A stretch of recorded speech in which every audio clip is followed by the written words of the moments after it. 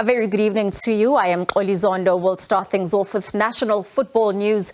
Bafana Bafana will be taking on Liberia in Monrovia in just a few moments. Coach Hugo Broos says his team will go all out for a win in the must-win 2023 Africa Cup of Nations qualifier to keep alive their chances of qualifying for the continental showpiece. Now, the last time Bafana Bafana participated in the Africa Cup of Nations was in 2019 in Egypt, with the team knocking out the hosts from the tournament. The team has missed out on the 2021 tournament, which was staged in Cameroon, and it's not looking good this time again following that 2-2 draw against Liberia on Friday at the Orlando Stadium. So anything less than a victory will give the Liberians an edge to qualify for next year's tournament alongside Morocco from Group K.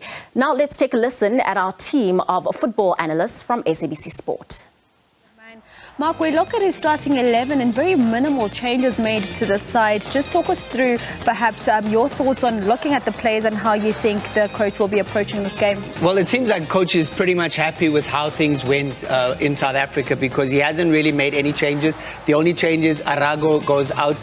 He's the number 3, and in comes number 6, Njie. I think Dolly goes into defense, and Njie will be playing more in an advanced position. But the two players that everyone would be talking about, obviously, are the two goal scorers, Tonya Tisdale as well as Sangare.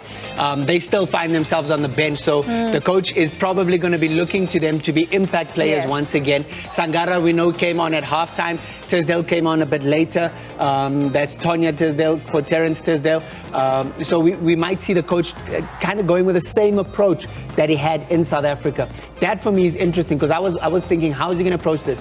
I was hoping it gave them a false sense of confidence going into this game, because they were by far the second best team on the day. By far. But now it seems like the coach is sober in his thinking, and he's going to have the same, pretty much the same approach as he had on Friday. Because we wanted them to be so confident that they drop the ball there, and we can capitalize on that. But now let's hear from South Africa's coach Hugo Broos ahead of Nomdlalwa Namhlanje. We know he was a very upset man on Friday, but perhaps things have changed a little bit today. Yes, but that's something we expected. I think with the 2-2 they played Friday against us, they have hope. And maybe they believe that they could qualify today. So the fans are there, but the fans can't make a goal.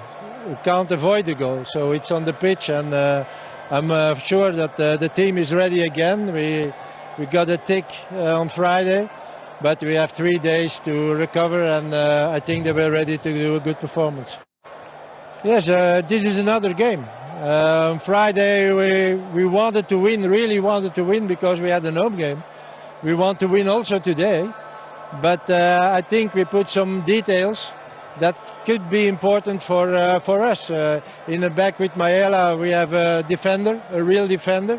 So I think that can help us today, because we expect, certainly at the beginning of the game, that they will try to surprise us. And then in front with Lepasa, Foster didn't feel well this morning. So we decided with the doctor that it was maybe better for him not to start the game, and put him on the bench, and maybe as during the game we maybe need him.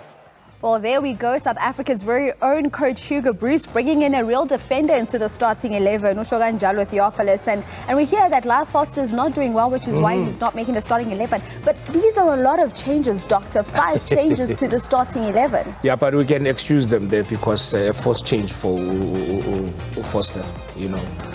And I would have loved to have probably opted to go with 3 strikers, because we're chasing the game and we want results with Lepasa, Tau and Foster. But that's not the case to be. And he has made 5 changes. Foster, Zwane, Hlongwane, Mudiba and Leroux. So you have Mayambela, Lepasa there, and your Mayela. Obviously the coach looks like he speaks highly of him. Looking at how we have actually assembled the starting lineup, I'm not too sure with Mayambela on the left-hand side, is he really an outright winger? Can he give us something out of it? Or maybe it's how the lineup we were given. But looking at that man, there he is. He's looking good. But scoring a brace, I would have loved to see him starting.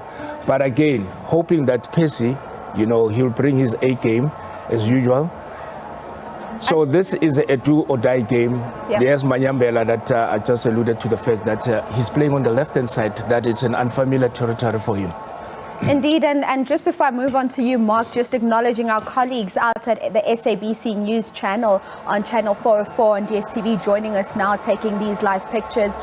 I wanted to touch on, Mark, what Doctor's saying in terms of these changes. And as you respond to that, let's also speak to some of the errors that were made in that first leg encounter. And I specifically want to look at this man that we talk about, Percy Tau, who's, I mean, easily one of the best players we've got right now from South Africa.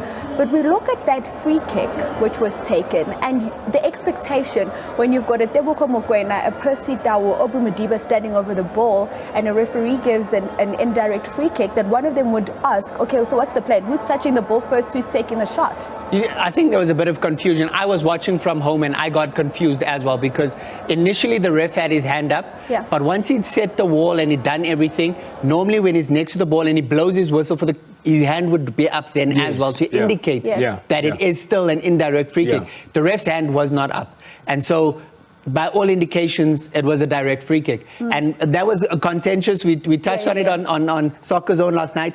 We were told that you know, players have to have the intuition, have to know once the ref has shown his hand, he can't keep his hand up apparently. Mark, no. He had no. But it's not the player's fault. The referee, as you alluded to, he has to keep the hand up to show that it's an indirect. That's what I said, but the principal said. So can I ask a question then? We know the principal will always almost be on the side of the race, but then the question is, do I then not ask the question as the footballer if I'm not sure? Do I not say ref, direct, indirect? The reality is when you look to the ref for guidance and you know the ref, if it's indirect, his hand is going to be up. When his hand was not up, I think that's what gave them the license to say, okay, we're going direct. So it's a combined error then? Combined, I would say. All right, Dr. Kumalo, quickly from you, your score prediction in this encounter. 2-1 South Africa. And as we see there, the live pictures, Bafana Bafana stepping on to that artificial pitch that they have not practiced on. That is going to be very crucial in this must-win encounter as they take on Liberia. Of course, it is a must-win. Liberia, who are ranked 150th in the world, they are taking on a 67th ranked Bafana Bafana. And you will remember that Coach Hugo Broos said if Bafana do not qualify, he will willingly take the blame. So we will be keeping you updated on that scoreline. Do make sure that you do tune in to that match, of course, that is being broadcast by our sister channel, SABC Sport, and of course on SABC 3.